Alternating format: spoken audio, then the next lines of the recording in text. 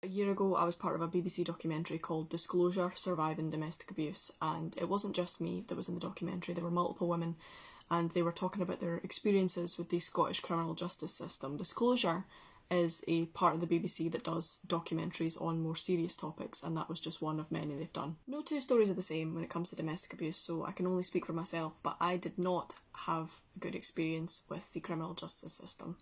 I had to wait years for a trial, and that whole time I couldn't mention that I was a survivor of abuse or talk about the details of what I went through because I didn't want to impact the case at all. So that was difficult, and waiting that long between something happening and seeing any kind of justice for it is difficult as well, because you can't begin to heal. It feels like something's stuck in you and you're having to heal around it, and every time there's a trial date cancelled or something more happens or the case goes a different way, that thing gets twisted.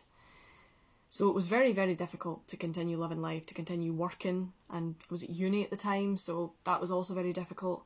I keep my life very private, which seems weird because I talk every day in videos, but I don't go into specifics. I don't talk about my partner much, I don't talk about my family much, because these are parts of my life I'd like to keep private.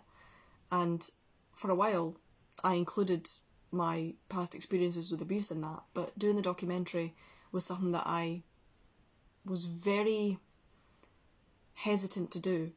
I wanted to be anonymous for a while because I didn't want that to be associated with me in such detail. I didn't want people to know, what happened at court, his name, what he looks like, things like that.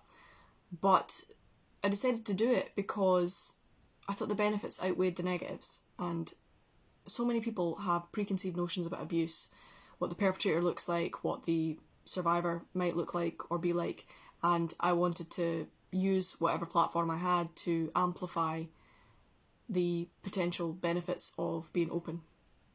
But it was a difficult decision, and it wasn't one I came to lightly or quickly. I want to make it clear that I'm not ashamed of anything that happened to me, and I'm also not hiding it because the information is out there.